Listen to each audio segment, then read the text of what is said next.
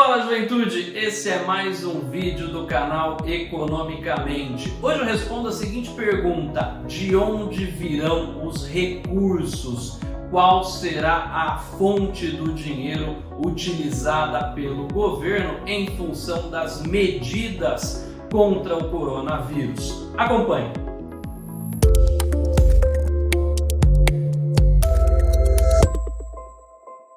As restrições sobre a movimentação da população, bem como das empresas, para conter os avanços do coronavírus, têm trazido impactos substanciais sobre a economia.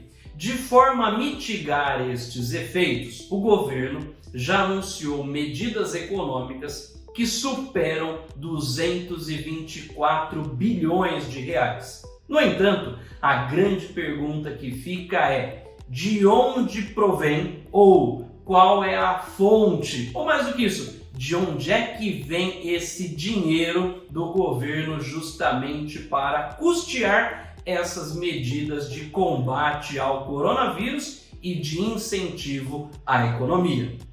As ações de isolamento social provocadas pelo governo justamente com vistas ao combate ao coronavírus funcionam como uma hibernação da atividade econômica. E o próprio governo deve atuar de forma a reduzir os impactos econômicos dessa hibernação ou até mesmo de uma depressão e uma recessão econômica severa. Tal postura do governo é desejável, pois essa é uma crise de saúde pública e não uma crise de gestão de negócios ou uma crise tal como observamos lá em 2008, fruto da nossa crise originada no mercado financeiro. Desta vez é diferente e principalmente com a declaração do estado de emergência, houve a suspensão das metas e até mesmo dos limites da política fiscal, de forma que o governo possa atuar neste momento.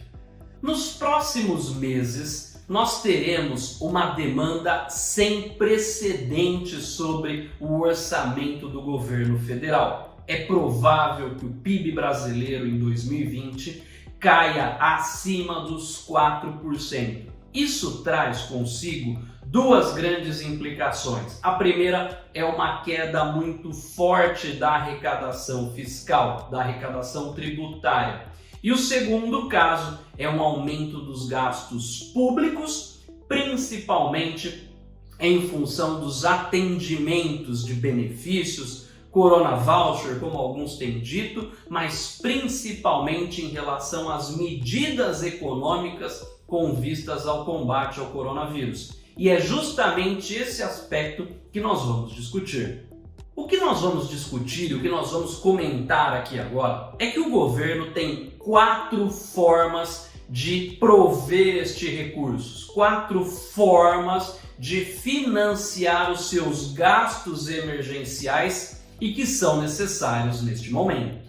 A primeira forma diz respeito a aumento do endividamento do governo. Numa desaceleração econômica, o governo pode tomar recursos emprestados, ou seja, vendendo títulos da dívida e aumentando o seu endividamento.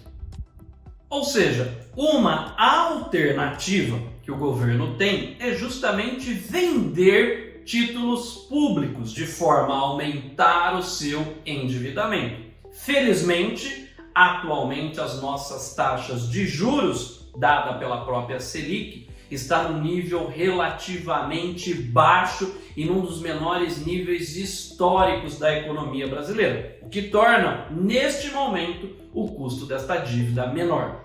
Apesar das taxas de juros relativamente baixas, é preciso ter em mente que esse aumento do endividamento levará, por sua vez, a uma preocupação no mercado. Ou seja, será que o governo brasileiro não ficará inadimplente, o que forçará, eventualmente, um aumento das taxas de juros?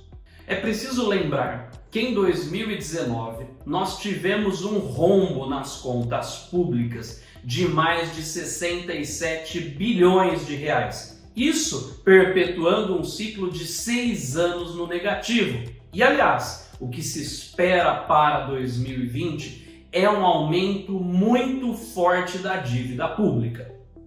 Segunda forma, impressão de dinheiro. É isso mesmo, pessoal. O governo pode imprimir dinheiro para injetar na economia. Basta lembrar o que o Reino Unido e os Estados Unidos fizeram durante a crise econômica de 2008. Eles fizeram um processo chamado de flexibilização quantitativa, que nada mais é do que imprimir dinheiro para financiar os empréstimos extras. Esse dinheiro que foi criado, que foi impresso, pode ser utilizado para comprar títulos do governo e injetar dinheiro na economia. Ou seja, o que eu estou discutindo aqui agora com vocês é a segunda forma de financiamento do governo. Eu estou criando dinheiro e comprando títulos públicos para injetar recursos na economia.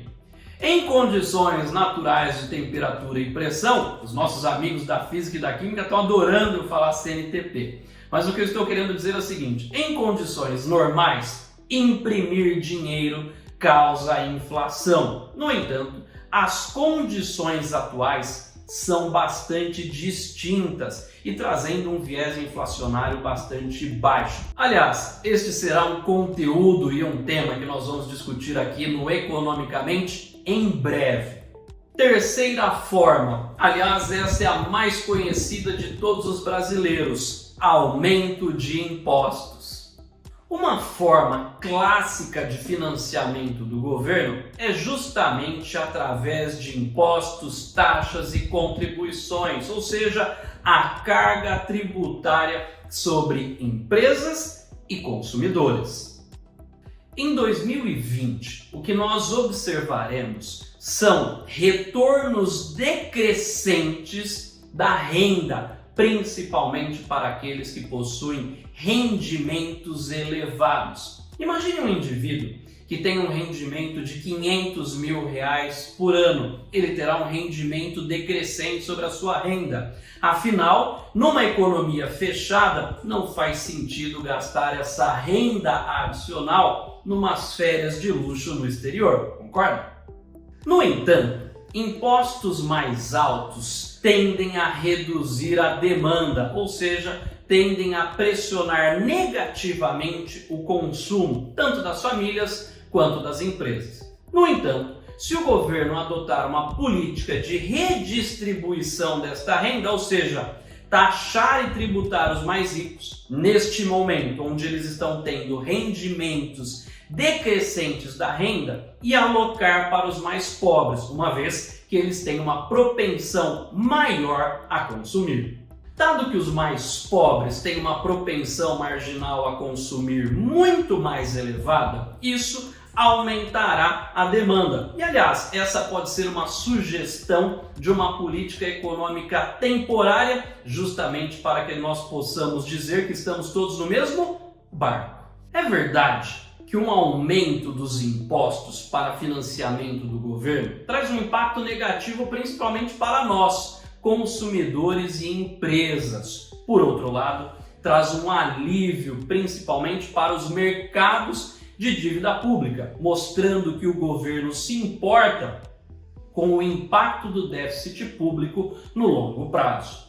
Quarta forma, corte de gastos do governo. A última opção talvez é uma das opções mais difíceis porque diz respeito a cortar na própria pele. O governo pode considerar adiar alguns gastos ou até mesmo tentar enxugar o tamanho da máquina pública. Muitos estados já iniciaram no Brasil o corte de gastos públicos, principalmente pela queda da arrecadação do ICMS trazida por essa recessão econômica. E estes cortes incluem, por exemplo, cortes com aluguéis de carros e imóveis, além disso, limpezas e manutenções prediais, dentre outros. Pessoal, o que é interessante dessa nossa discussão é que hoje nós comentamos as 4 formas que o governo tem para se financiar ou para conseguir recursos neste momento de crise. E falamos desses 4 pontos. O primeiro deles, justamente aumentar o seu endividamento através da emissão de títulos públicos. O segundo caso, falamos também do aspecto da emissão de moeda, imprimir dinheiro. O terceiro caso diz respeito ao aumento de impostos e o quarto, corte de gastos. Não tem saída, temos apenas 4 opções. Resta saber o que a economia, ou principalmente o Ministério da Economia, ligado ao nosso querido Paulo Guedes, irá fazer. Valeu!